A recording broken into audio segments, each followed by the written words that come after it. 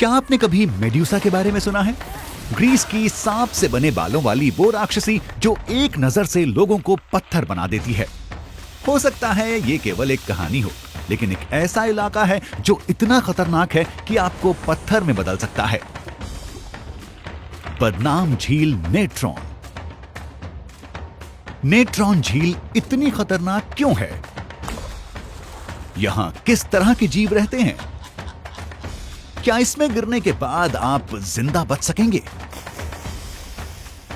आप देख रहे हैं क्या हो अगर, और यह है क्या हो अगर आप नेट्रॉन झील में कूद पड़ें। इससे पहले कि हम छलांग मारें, देखते हैं कि नेट्रॉन झील किससे बनी है। मृत सागर की ही तरह तस्मेनिया की यह झील किसी नदी या समुद्र में जाकर नहीं मिलती। इस वजह से यह झील रेगिस्तान की सारी नमकीन बारिश को सोख लेती है। सूपी। पर कौन सी चीज है जो इसे खास तौर से जानलेवा बनाती है? एक सक्रिय ज्वालामुखी ओल दोइन्यो लेंगाई से इसकी नजदीकी।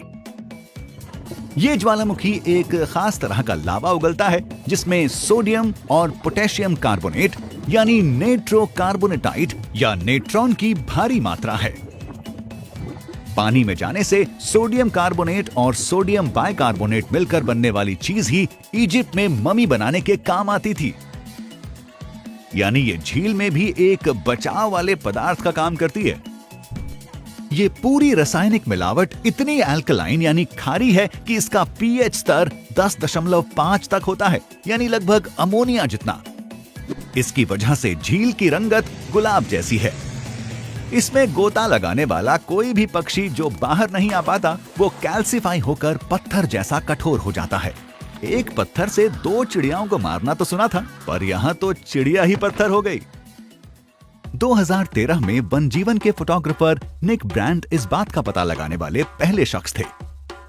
उन्होंने सूखे मौसम में पानी के कम हो जाने पर देखा कि कई पक्षी और कुछ बेचारे जानवर पत्थर बन गए थे।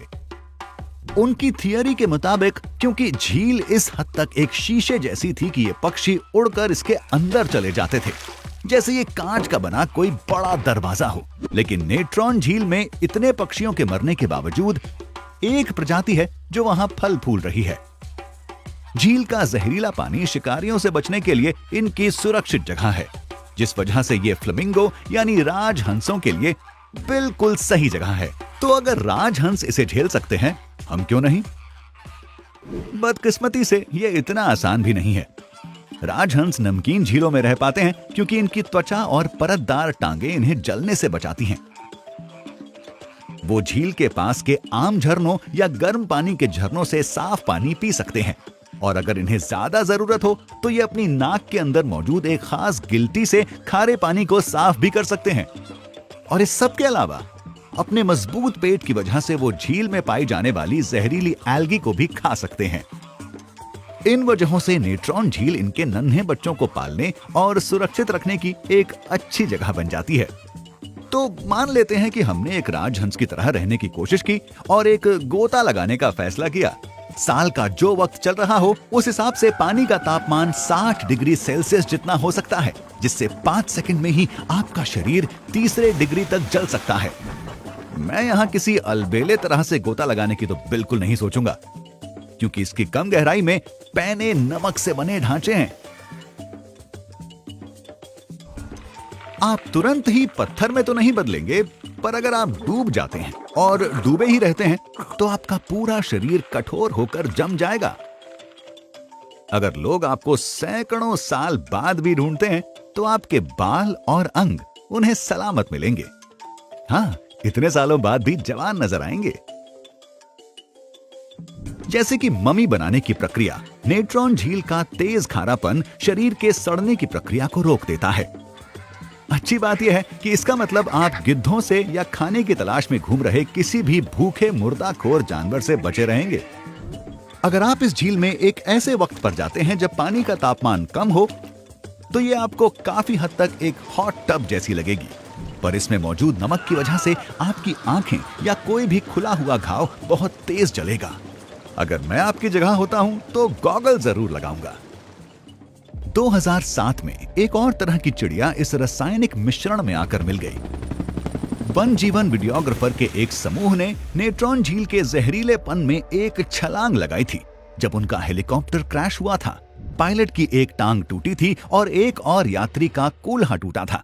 चौंकाने वाली बात है कि एक यात्री किसी तरह जूझकर तट तक आया और नजदीकी मसाई जनजाति के लोगों को सूचना दी। उन्होंने तेजी से स्ट्रेचर बनाए और घायलों को वक्त रहते जमीन तक पहुंचाया। हालांकि आप नेट्रॉन झील के पानी में बचे रह सकते हैं, फिर भी अगर मैं आपकी जगह होता हूं तो किसी आम पूल में ही जाना पसंद करूंगा। जहां तक बात हमारे राजहंस दोस्तों की है, इससे पता चलता है कि कैसे सबसे खराब माहौल में भी कुछ जानवरों के लिए घर बन सकता है। अगर आप इससे भी ज्यादा रोमांच चाहते हैं तो नायग्रा फॉल्स में कूदना कैसा रहेगा?